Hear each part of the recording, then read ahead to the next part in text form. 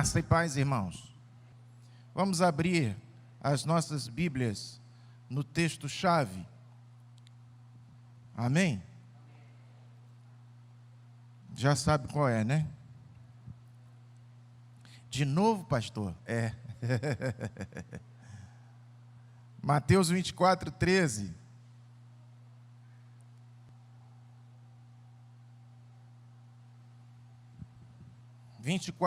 Já dá para dizer até de cor, não é? Vamos juntos? Quem está em casa aí? Nem precisa correr atrás da Bíblia, já sabe de cor, não é não? Hã? Já decorou? Vamos lá. Aquele, porém,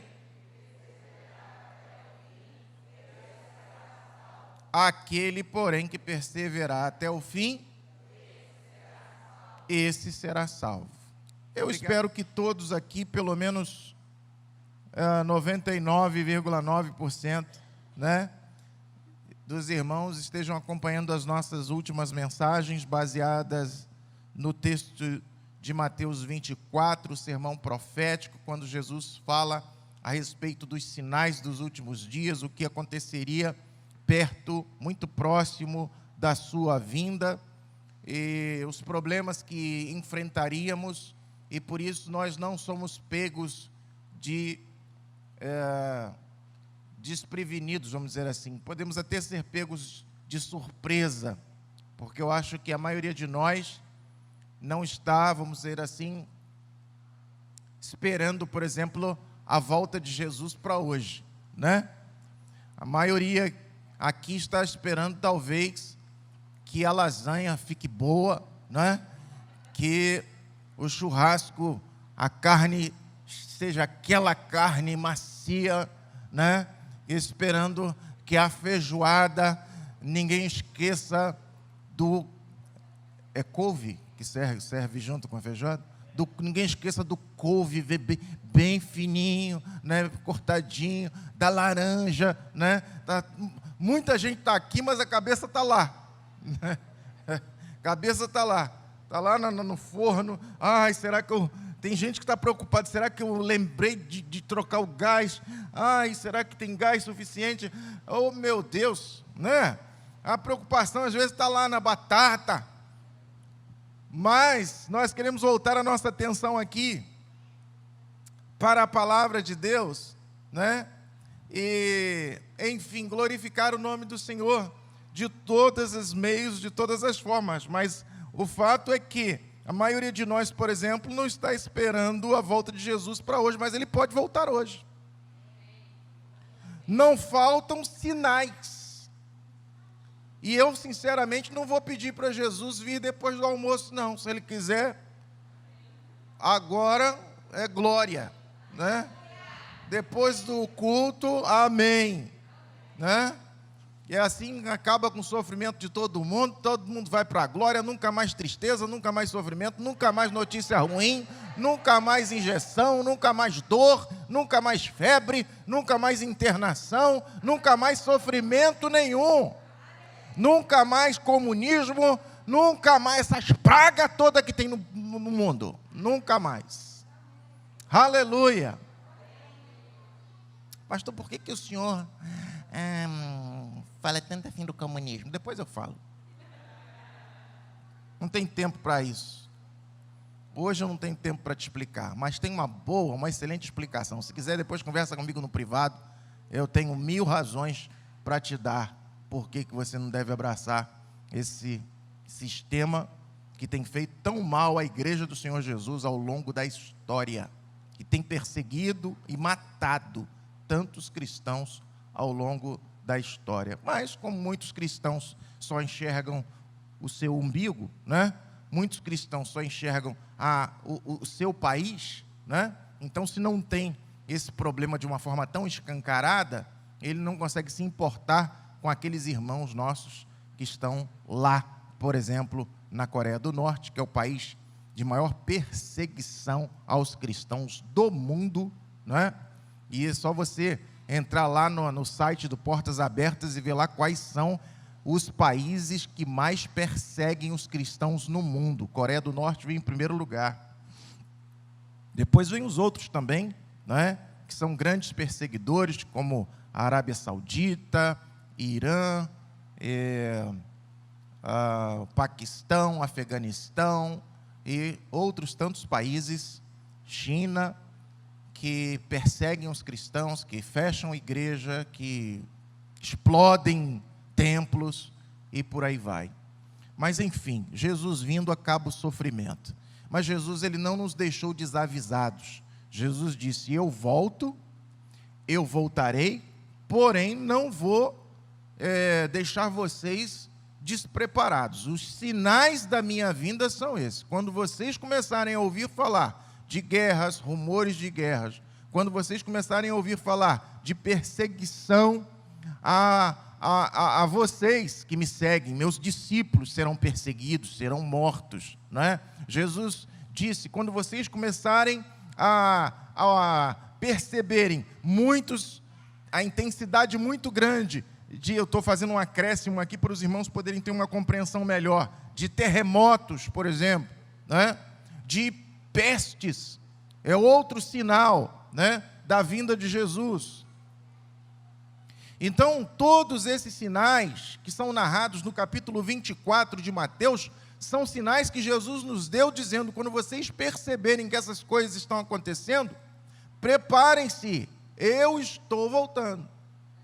É sinal de que eu estou voltando, Jesus disse. Então nós precisamos estar preparados para este grande dia, que a Bíblia, quando fala, coloca como D maiúsculo. É necessário que eu e você estejamos preparados. Mas pastor, como é que eu me preparo para isso? Em primeiro lugar, recebendo-o como Senhor e Salvador da sua vida. Esse é o início de tudo, tá? Quando você vai orar, liga para alguém para orar com essa pessoa. Se essa pessoa ainda não conhece a Jesus, se ela ainda não entregou a vida dela a Jesus, é importante que você pergunte: você já fez essa decisão, já tomou essa decisão? Porque muitas pessoas tomam essa decisão de forma invisível. Para vocês terem uma ideia, outro dia eu estava conversando com um rapaz pelo telefone e eu não sabia se ele tinha tomado a decisão ou não. Então ele, com Covid, preocupado, evidentemente preocupado, na família já tinham ido 2 pessoas de Covid, ele preocupado, e eu disse para ele assim: você já tomou essa decisão de na cruz do Calvário? Porque a salvação, ela é de graça, é um presente, amém? Então, a ilustração aqui rápida. Hoje as mamães, né? As mamães receberão esse presente aqui, ó, ali na saída do templo, ali, a porta do templo, receberão 2 brindes. Esse brindezinho aqui e esse outrozinho aqui, né? Então, eu pergunto para vocês, mamães que estão aqui, o que vocês fizeram para receber estes presentes aqui? Talvez a mãe vai dizer: eu fiz coloquei um filho no mundo. Não é porque você colocou um filho no mundo, né? Mas você poderia estar aqui hoje e receber simplesmente nada, né? Você veio para participar do culto, você não veio para receber um brinde, um presente, mas você vai receber um presente. O que você fez para receber esse presente? Nada. Isso é graça. Não é por merecimento. Eu recebi a salvação porque eu sou uma pessoa, eu vou receber minha salvação porque eu sou honesto. Eu vou receber a salvação porque eu sou uma pessoa que creio que Deus existe. Isso é um fato, mas só isso também não basta, né? Porque a Bíblia diz que até os demônios acreditam. E eles muito mais, porque eles estavam lá no céu antes de serem expulsos, né?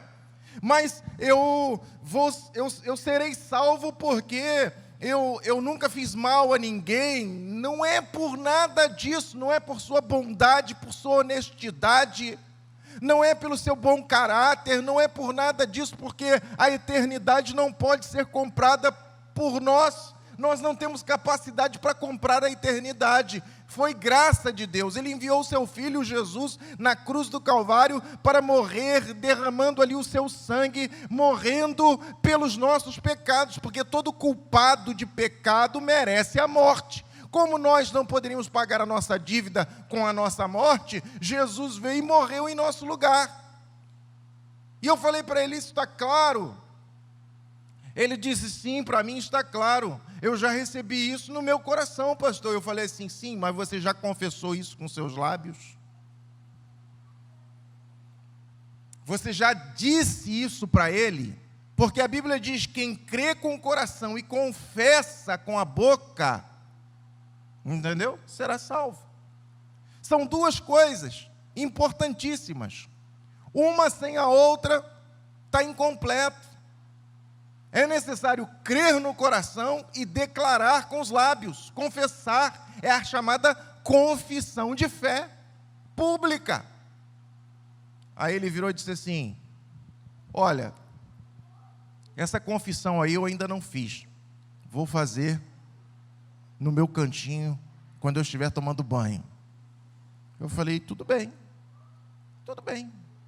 Importante é que você faça. Importante é que você declare. Importante é que você abra sua boca e diga, Jesus, eu te recebo como meu único Senhor e Salvador. Eu me arrependo de achar que eu mesmo posso me salvar. Eu não tenho condições de me salvar. Eu me arrependo desse pecado de achar que eu era suficiente para isso. E eu decido receber o sacrifício que o Senhor fez na cruz do Calvário para me dar a eternidade. Eu recebo a vida eterna. É uma confissão de fé. Você abre a boca e diz aquilo que está lá no seu coração. Então, glória a Deus.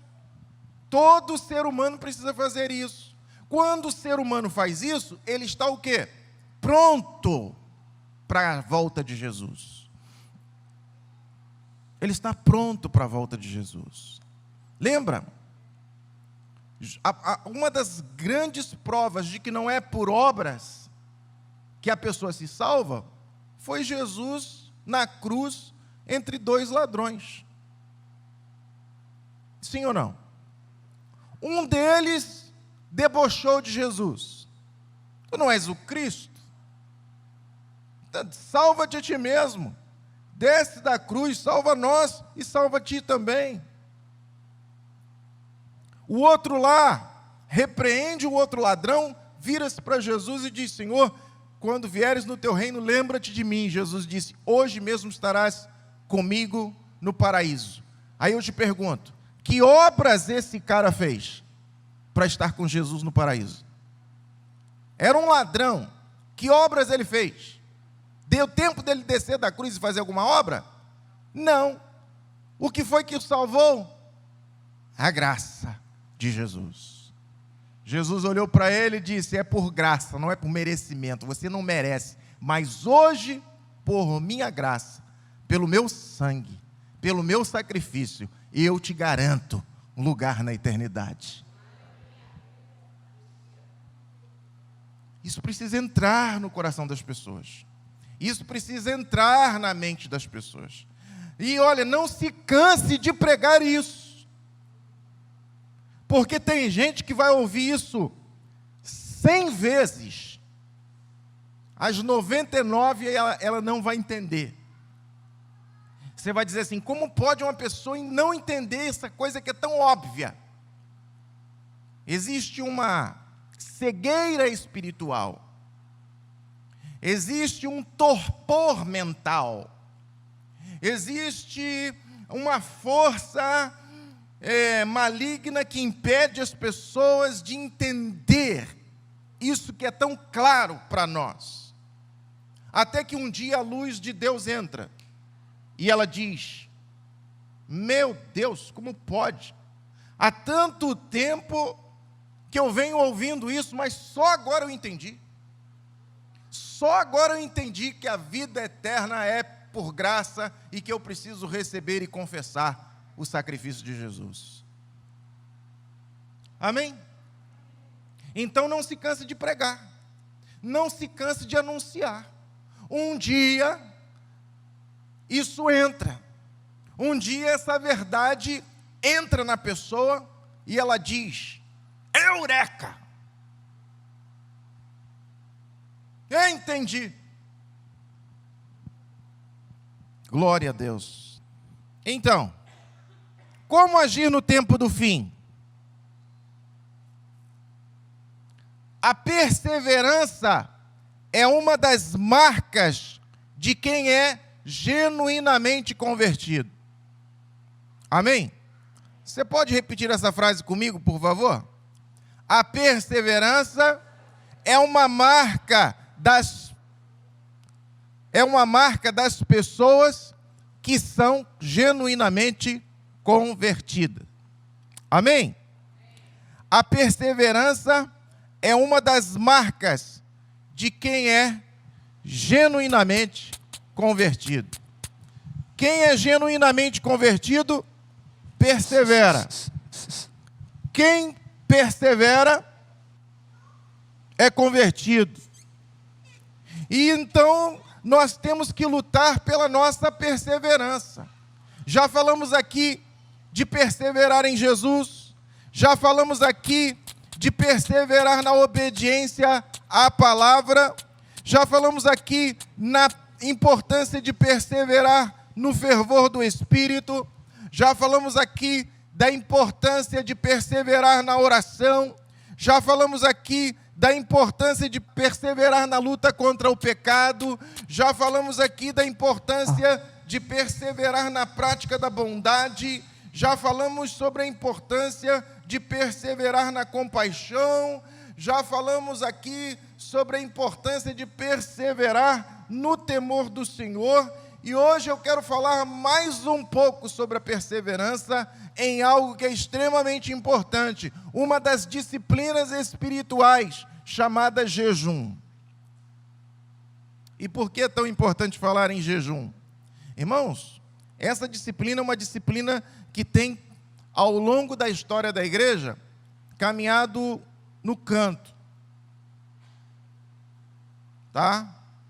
Eu posso dizer que comecei na igreja muito cedo, ainda no início da minha adolescência, mas vim aprender o que é jejum, a importância do jejum, os benefícios do jejum, muito tempo depois. Porque é um assunto que pouco se prega nas igrejas. Pelo contrário, tem igreja por aí que ensina o contrário. Tem igreja por aí que ensina que jejum não é uma prática da nova aliança, é coisa da antiga aliança. Então, quando a pessoa não quer fazer, ela sempre consegue uma justificativa, não é? Embora, para você sustentar isso, eu diria que tem que fazer um exercício muito grande. Você sustentar que o jejum é uma prática apenas da antiga aliança. Tem que fazer um exercício muito grande. Porque a Bíblia ela é muito clara em relação a isso.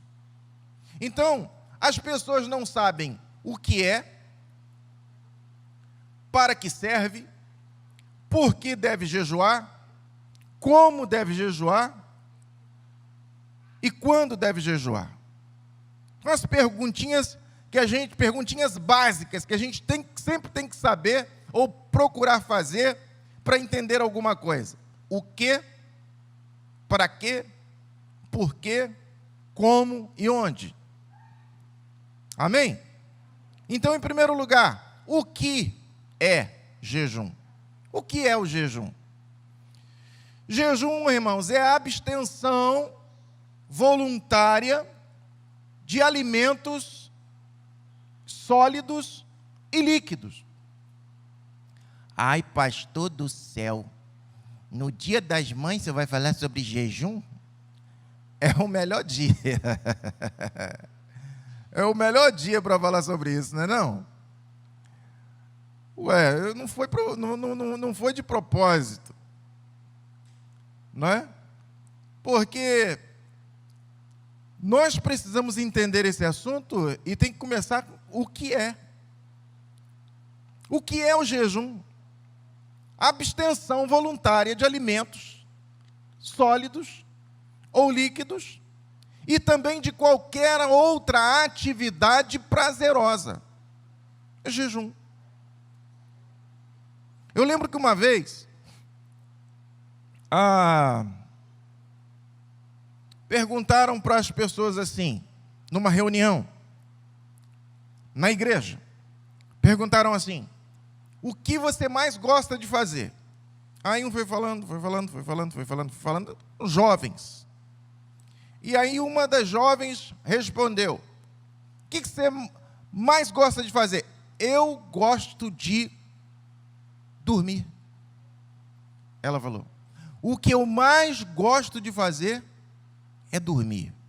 E aí a gente começou a rir, uma gargalhada só. Dormir também é uma atividade prazerosa. Quando você não dorme bem, você fica irritado, né? Você não dorme bem, você não fica bem durante o dia. Então, você sabe que quando você deixa de dormir algumas horas de forma proposital, não porque está com dor de dente, propositalmente, você deixa de dormir alguns minutos, alguma hora que seja, para estar em oração, você está fazendo um jejum. É um jejum de sono. Você está entregando um jejum ao Senhor.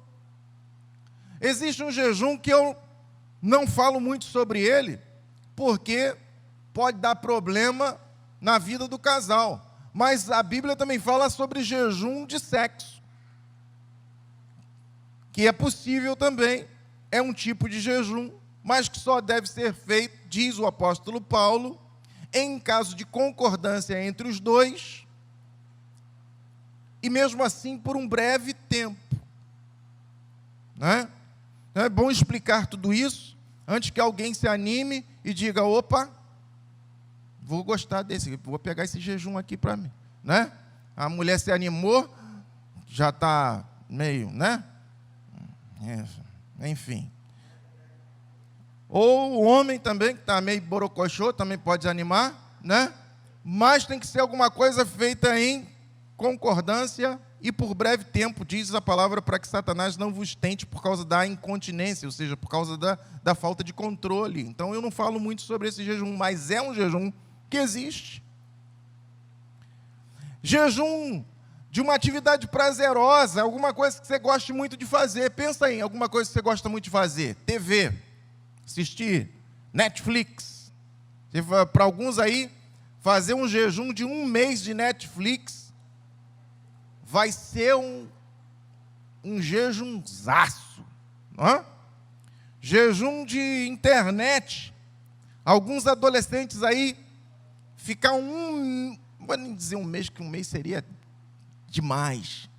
Mas alguns adolescentes aí fazer 1 semana de jejum de internet vai ser o máximo, né? Então, isso é o jejum. O que é o jejum?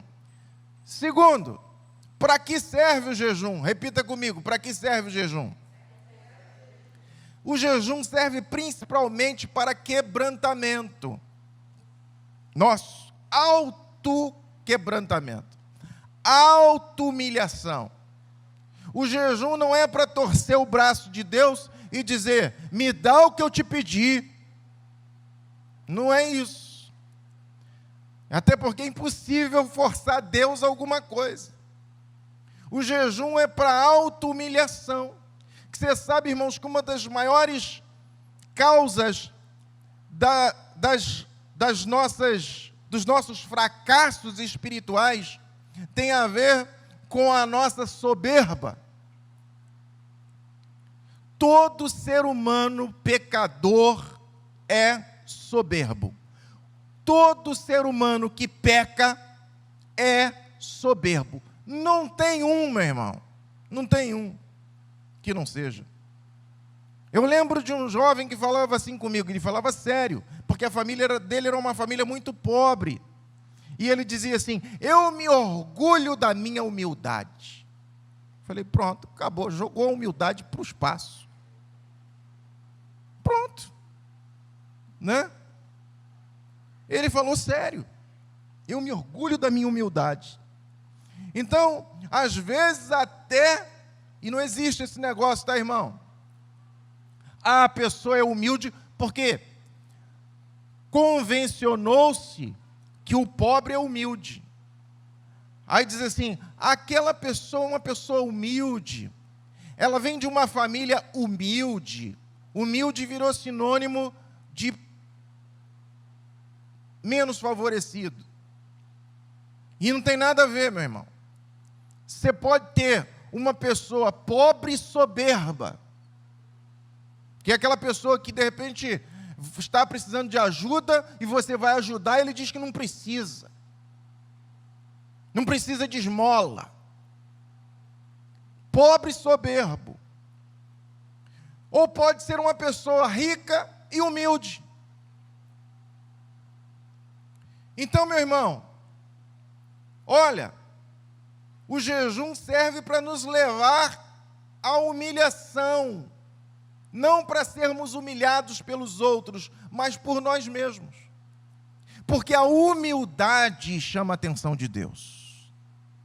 Amém? Ora, se você for na Bíblia, Mateus capítulo 5, versículo 3, nas bem-aventuranças, a primeira, qual é?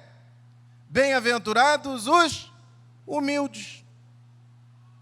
Por quê? Porque deles é o reino de Deus. Bem-aventurado os humildes. Começa aí. As bem-aventuranças começam aí. Bem-aventurado, ou seja, feliz é humilde. Humilde. Bem-sucedido para Deus é o humilde.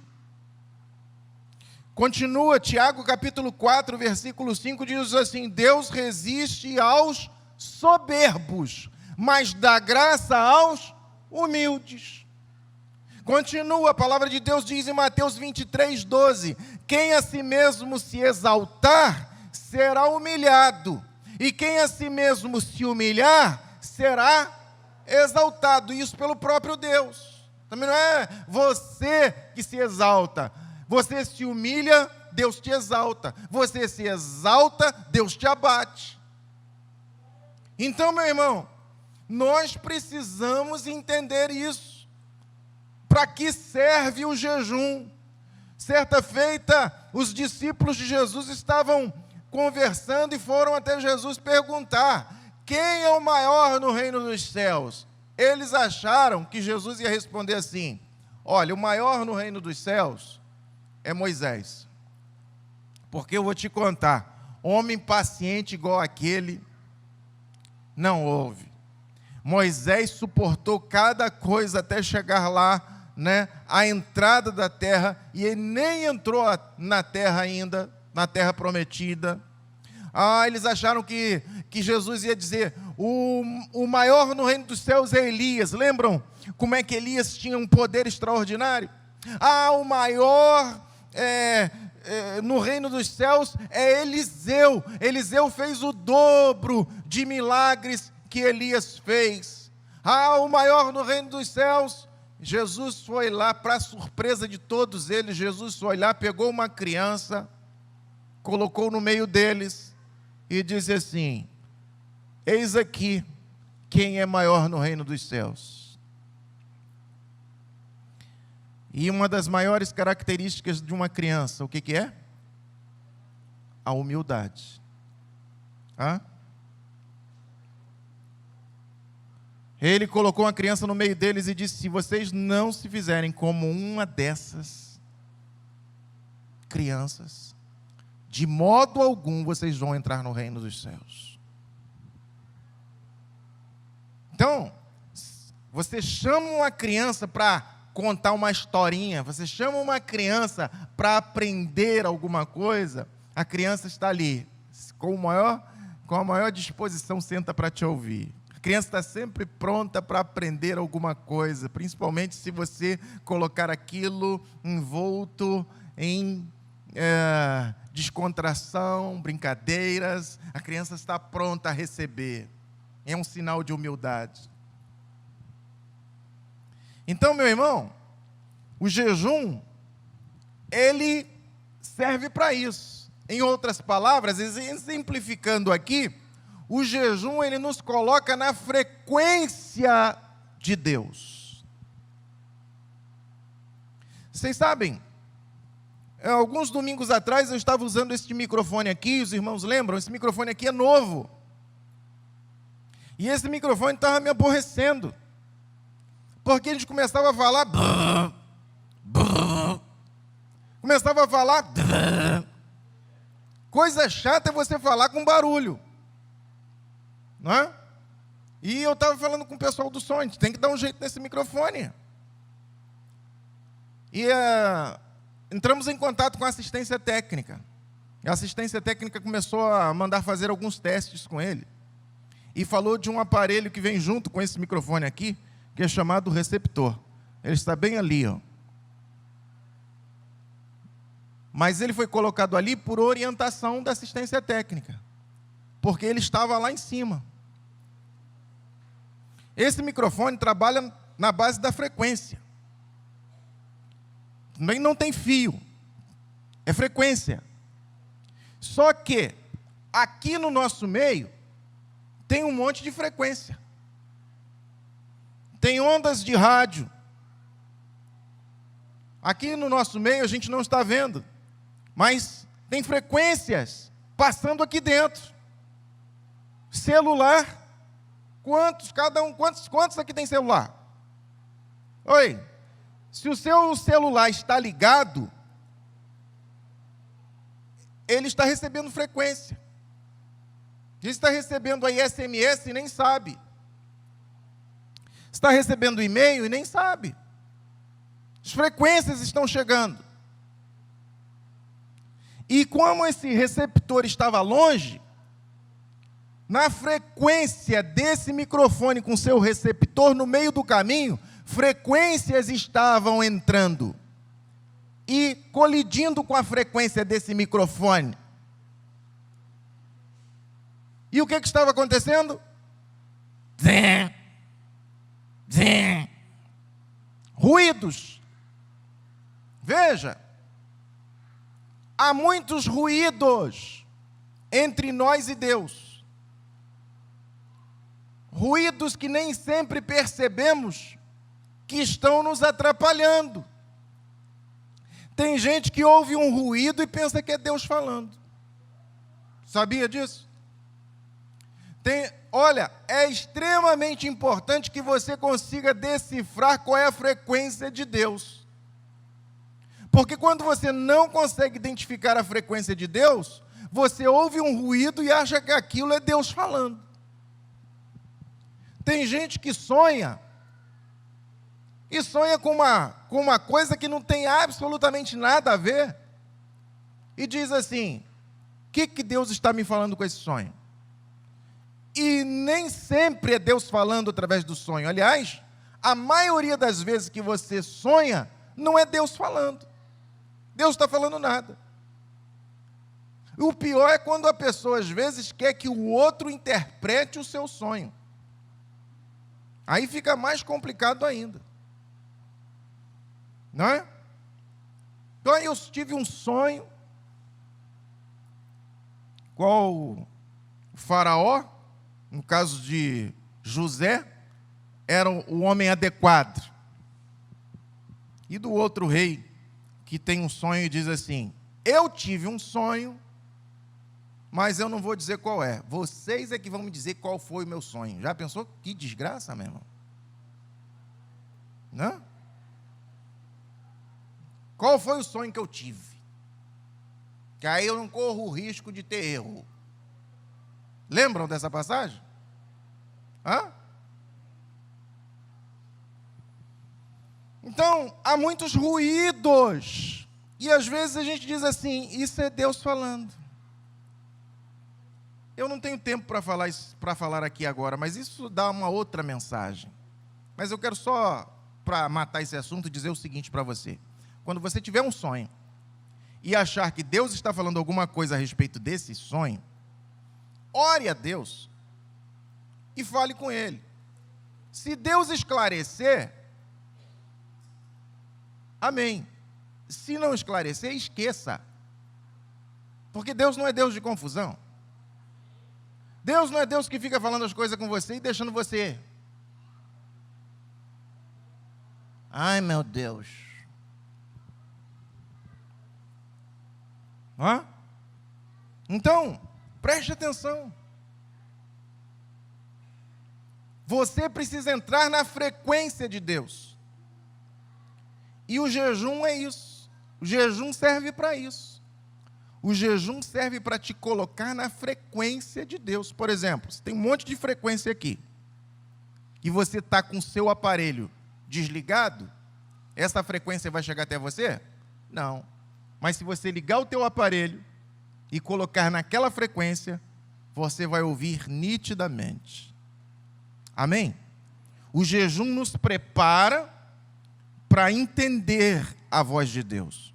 O jejum nos prepara para compreender as revelações de Deus na sua palavra.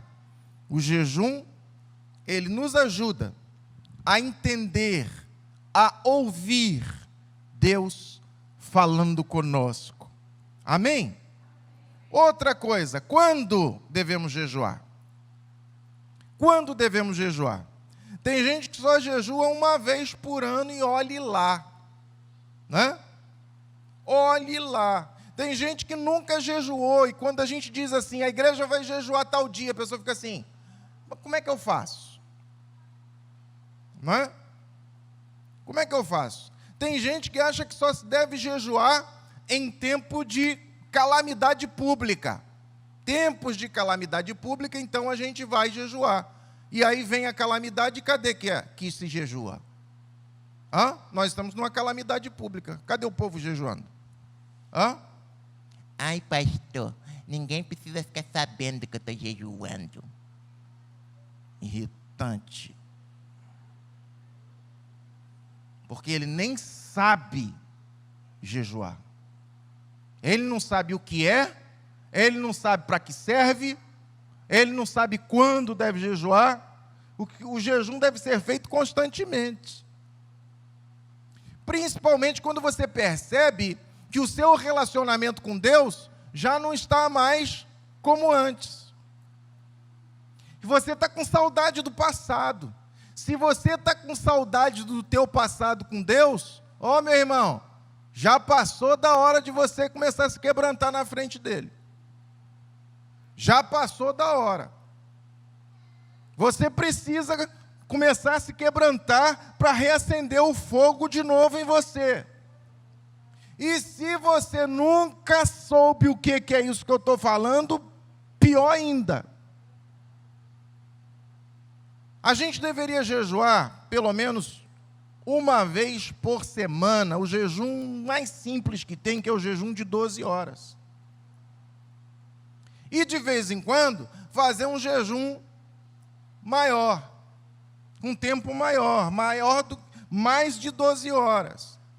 Mas, se você tem algum problema de ordem física que te impede de jejuar, às vezes a pessoa tem diabetes e ela tem que comer de manhã alguma coisa, senão ela não fica bem, né? Às vezes a pessoa toma remédio e não pode ficar nem 12 horas sem aquele remédio, então você faça o jejum de outra coisa, mas faça um jejum.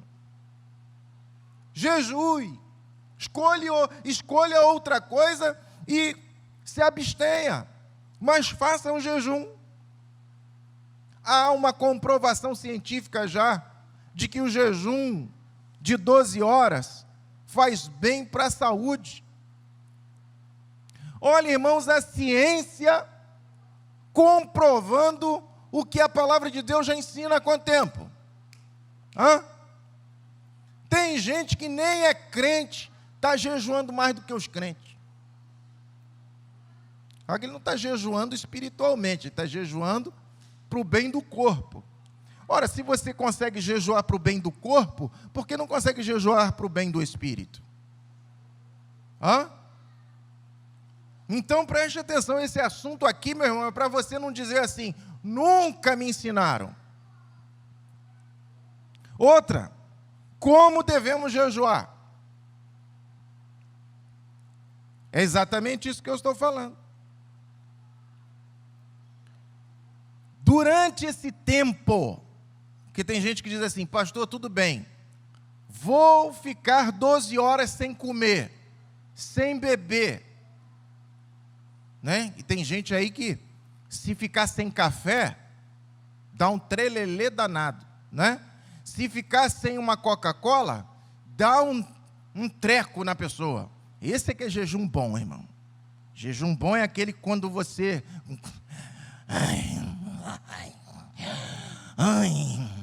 Esse é que é o jejum bom. Quando tu fica oriçado sem aquilo. Hã?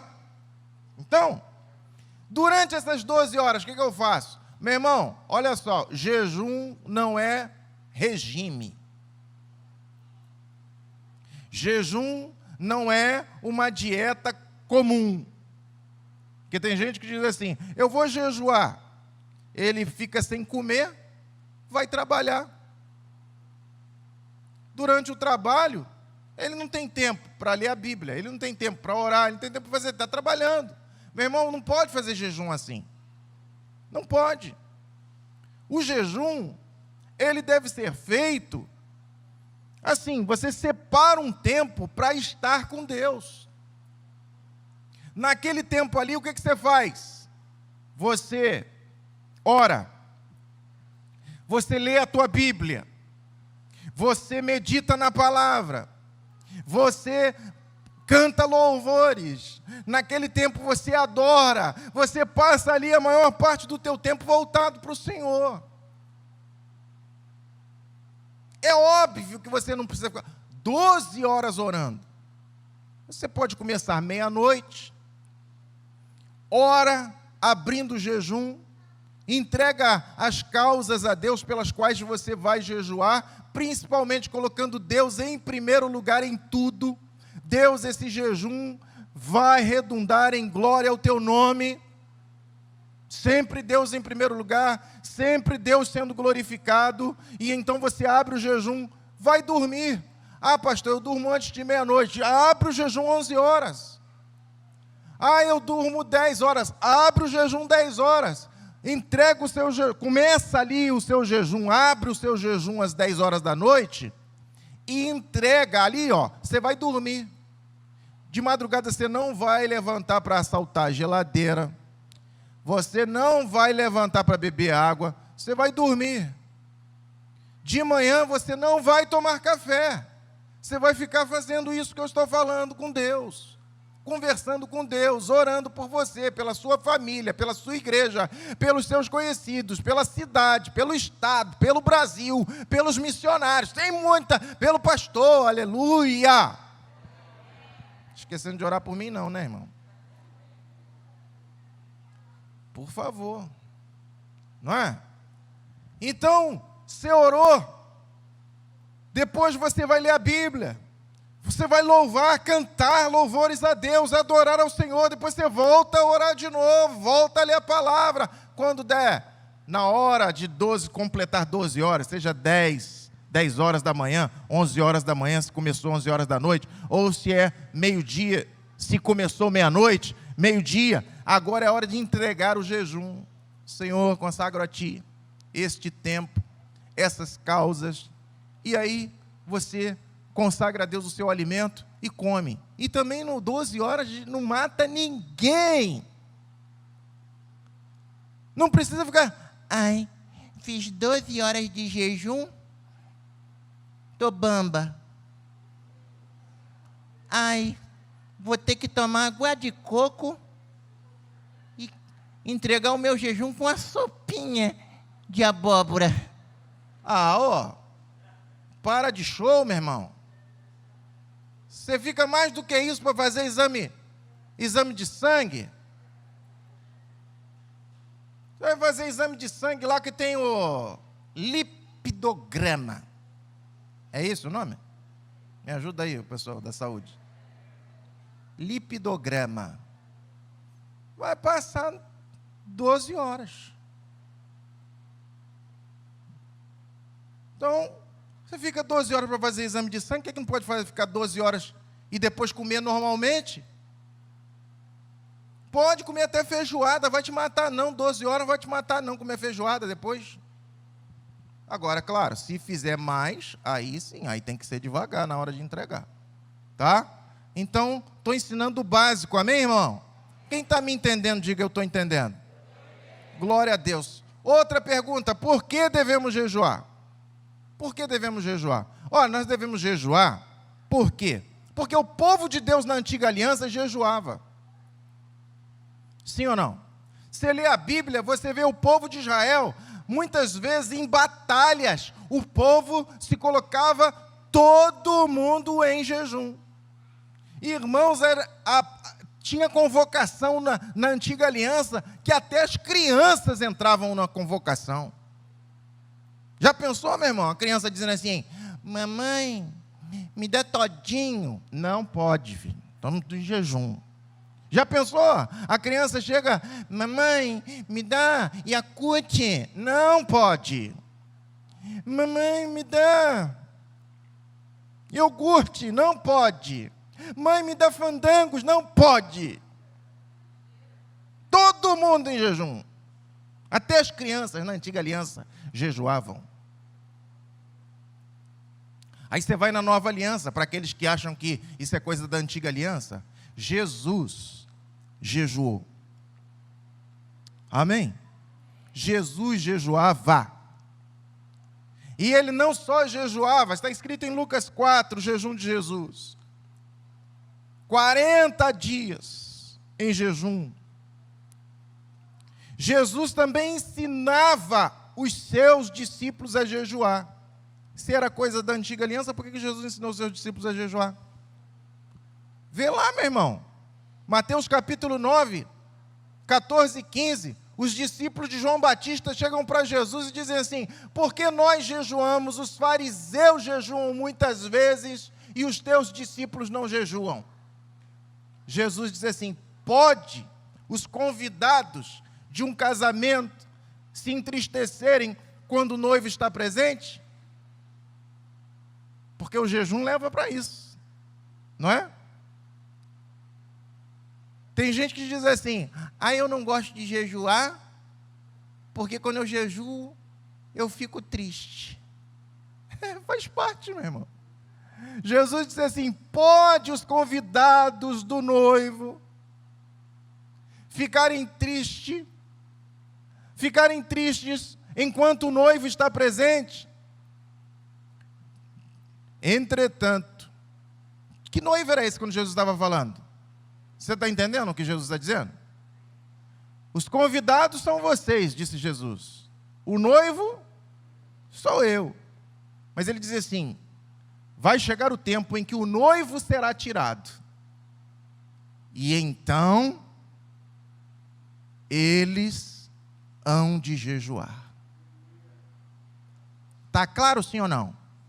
Para você que fica ensinando que jejum não é coisa do não é coisa do Novo Testamento, esfrega na sua carinha esse texto.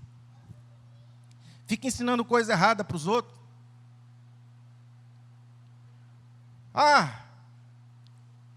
Jesus ensinou a jejuar? Sim. A igreja primitiva jejuava, sim ou não? É outro motivo. Está lá em Atos capítulo 13, lê lá, meu irmão, mais um texto para esfregar no rostinho. Atos 13, de 1 a 4. Diz a palavra que a igreja estava reunida, os apóstolos estavam reunidos e jejuando e orando. E jejuando e orando, olha que coisa interessante nesse texto. E jejuando e orando, disse o Espírito Santo. Quando você jejua, você faz o quê? Que eu disse? Entra na frequência de Deus.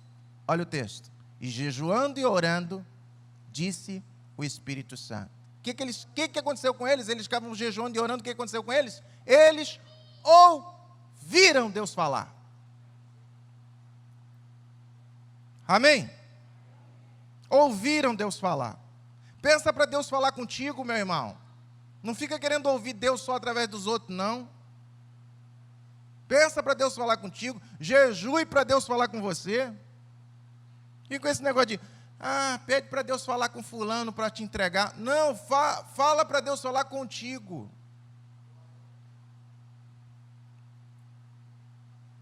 Amém? Você está entendendo? Diga, eu estou entendendo. Então, nós jejuamos por quê? Porque o povo de Deus jejuava na antiga aliança, porque Jesus jejuava na nova aliança, porque Jesus ensinou os seus discípulos a jejuarem, porque a igreja primitiva jejuava. Também está lá escrito em Atos 14, 23, o apóstolo Paulo, quando deu o seu relatório, ele disse assim, em jejuns, muitas vezes. Lê a sua Bíblia direito. Mas a pessoa não gosta de jejuar. Claro, quem é que gosta de ficar sem comer? Quem é que gosta de ficar sem comer aquele bife com batata frita? Hein? Aquela batata frita, não é aquela batata frita ensacada não, do mercado, não. É a batata feita lá na sua casinha.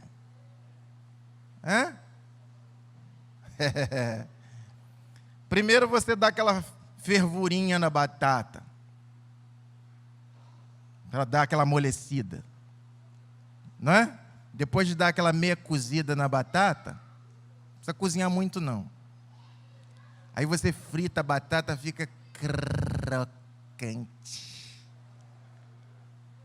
Aquele bifinho, aquele contrafilé que tu cortou as gordurinhas todas.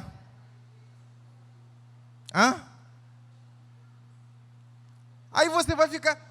Todo mundo vai comer essa comidinha, mas você não. É bom isso? Você acha que isso é bom? Aí a pessoa começa a ficar irritada. Aí ela diz assim, eu não gosto de jejuar porque o jejum me deixa irritado. Deixa eu te falar uma coisa, irmão. Anota aí, acho que ninguém te ensinou isso também. O jejum também é detox. Sabia? Quando eu faço jejum, eu fico numa irritação. Quando eu faço jejum, eu fico... Sabe o que está acontecendo, irmão? Deus está tirando o que está lá de dentro e está jogando para fora. Está aflorando o que está lá dentro. Está entendendo? Há um espírito, não estou falando que é espírito maligno, não. Entenda o que eu estou falando. Há um espírito de irritabilidade na tua vida que o jejum revela. Ou quando você é grosso, aquele cavalo batizado. Rapaz, tem crente que eu vou te contar, meu irmão. Tem jeito não. Trocentos anos na igreja, o bicho sempre foi grosso. Grosso com a mulher, grosso com os filhos, grosso com... Quanto mais íntimo dele, mais grosso ele é. Eu tenho bronca de gente grossa.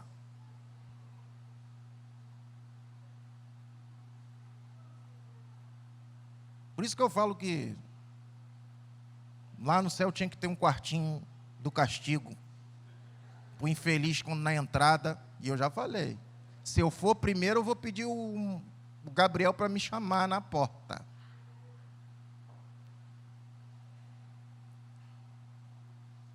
Então,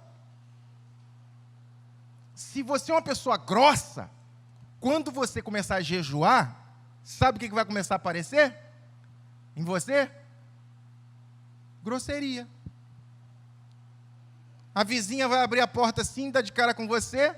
Bom dia! Bom dia o quê? Um dia desse, um dia horrível. Você vai dizer, meu Deus, estou em jejum. Olha o que eu estou fazendo. O que tem lá dentro de você de bagulho, vai começar a vir à tona. Jejum é detox. Tá? Se você é uma pessoa grossa, que nem você se suporta de vez em quando, comece a jejuar para quebrar isso.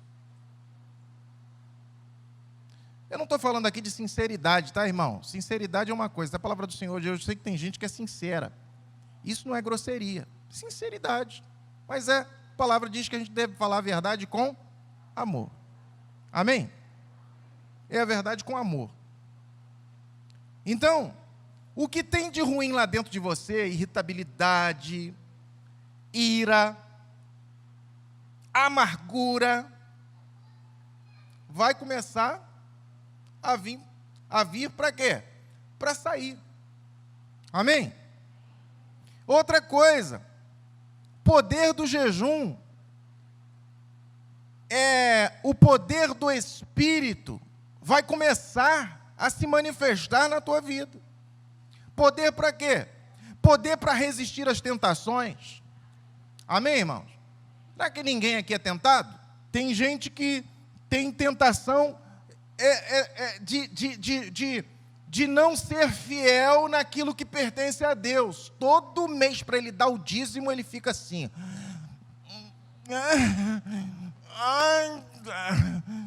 Entendeu? Quando ele solta o dízimo, ele chega a cair para trás.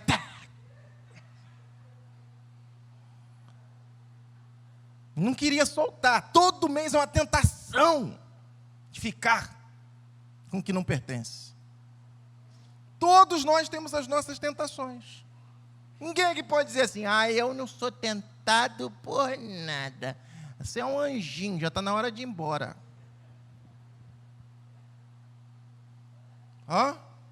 Todos nós temos as nossas tentações. Quando a gente começa a jejuar, o poder do Espírito vem para a gente resistir à tentação. Me lembro de um colega meu de turma, que já foi para a glória. Rapaz, o cara chegava para mim toda semana, ele chegava para mim e dizia assim, rapaz, tem uma mulher no meu trabalho, igual um homem casado. Ele chegava para mim e dizia assim, tem uma mulher no meu trabalho, mas a mulher me tenta tanto, rapaz. Mas ela vive me perturbando. Ele casado, a mulher casada, mas a mulher vivia no pé dele. Um dia ele me mostrou um bilhetinho que ela deixou na mesa dele. Só que eu fiquei assim, para entender.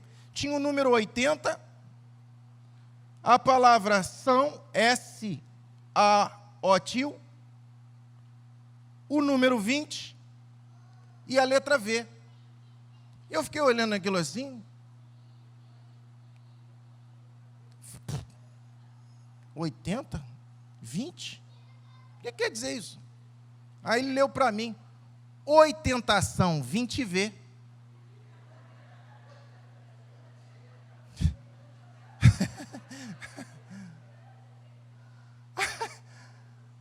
A mulher colocou isso lá na mesa dele.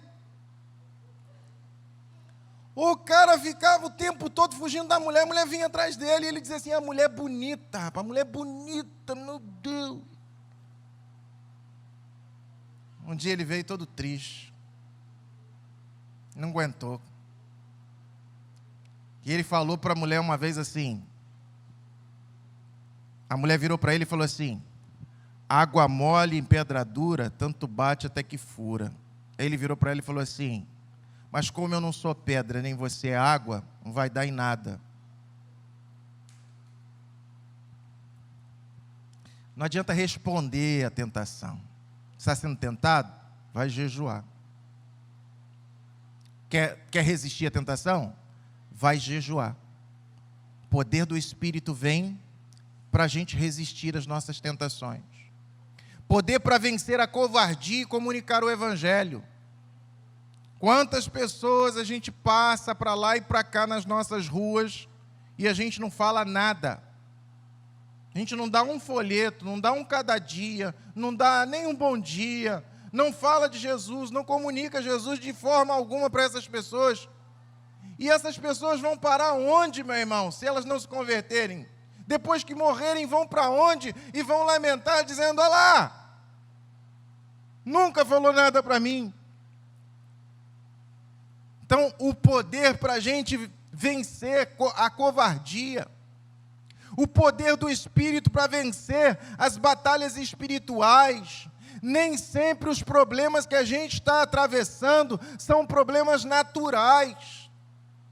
Tem gente que pensa, tudo ele encara como natural. Tudo ele encara como natural. O problema já está na vida dele faz anos e anos. E ele não percebe que aquilo ali pode ser uma batalha espiritual que ele precisa vencer. E você começa a jejuar até o Espírito de Deus manifestar o seu poder e então você prevalecer nessa batalha. Muitas vezes, determinadas dificuldades crônicas são coisas que a gente, meu irmão, só vence aí, lembrando as palavras do saudoso pastor Antônio Elias. Ele dizia a coisa que a gente só vira no joelho. Então, meu irmão, você começa a jejuar, o poder do Espírito Santo vem, você discerne aquilo, percebe que aquilo ali não é normal, já está te atrapalhando muito tempo, aí você prevalece. Poder para vencer a frieza religiosa. Poder para prevalecer sobre a frieza da religiosidade. Ah, meu irmão, eu me preocupo muito com os filhos dos crentes. Porque, lamentavelmente, eles não sabem o privilégio que têm e não dão valor a esse privilégio. Geralmente é assim, o pai e a mãe são crentes de verdade, os filhos nem tanto, e os netos menos ainda. Meu Deus! Parece que quanto mais tempo na igreja, menos temor de Deus. Você analisa, por exemplo, os filhos de Eli. Lembra dos filhos de Eli? Eli era um sacerdote. E os filhos de Eli faziam cada barbaridade, meu irmão. Os camaradas iam lá, mexiam no sacrifício para roubar o melhor pedaço de carne antes do sacrifício terminar. Se deitavam com as mulheres à porta da congregação. Eles não tinham temor de Deus, os filhos de Eli, filhos do sacerdote. Os filhos de Davi, meu irmão. Davi, como é que Davi é chamado na Bíblia, hein? Um homem segundo o coração de Deus. E olha os filhos de Davi, o que eles fizeram. Meu Deus! Parece que tem uma potestade, um principado que trabalha só esfriando sabe? A motivação desses espíritos parece que é só esfriar a vida dos filhos dos crentes. Mas eu vou te dizer uma coisa, quando o filho de um crente, que nunca teve comprometimento com nada, quando ele é reavivado, meu Deus, segura. Billy Graham, eu falei aqui para o grupo que esteve aqui no dia do lançamento da campanha Minha Esperança, ou Esperança Rio, há um livro chamado Filho Rebelde de Billy Graham. O nome dele é Franklin Graham. Esse rapaz se desviou do caminho do Senhor. Fez muita coisa errada na vida. Do grande evangelista Billy Graham, o filho desviado. Já pensou? O que o Billy Graham deve ter passado no tempo em que ele via o seu filho afastado do caminho do Senhor? Como é que esse homem deve ter sofrido? Um homem que viajava pelo mundo inteiro pregando o evangelho, mas o filho estava no mundo. Mas Deus ouviu as orações dos pais. O filho voltou. Se tornou o pastor Franklin Graham. E o pai viveu para ver isso. E hoje é um dos homens mais respeitados nos Estados Unidos. um dos pastores mais respeitados, de maior influência nos Estados Unidos. Porque quando Deus usa uma pessoa assim que tem a palavra impressa na mente, esse vem agora o poder do Espírito, pega aquela palavra e usa de forma extraordinária. Amém, irmão? Você me entendeu hoje? Conseguiu me compreender bem? Eu falei sobre o que é jejum, para que serve o jejum, quando devemos jejuar, como devemos jejuar, por que devemos jejuar e sobre os efeitos do jejum na nossa vida. Não falei tudo o que tinha que falar, evidentemente, tem muito mais coisa, mas a igreja precisa ser esclarecida, principalmente nesse tempo que nós estamos vivendo, né? Onde nós temos que enfrentar, como igreja do Senhor, termos o poder de Deus sobre as nossas vidas para enfrentar todos esses males. Amém? Glória a Deus porque você ouviu essa mensagem, você que está aqui e você que está nos acompanhando aí pela internet. Que Deus abençoe a todos e nos instrua cada vez mais e nos ajude a praticar o jejum como parte das disciplinas espirituais, para que o jejum também nos ajude a perseverar. Amém, irmãos?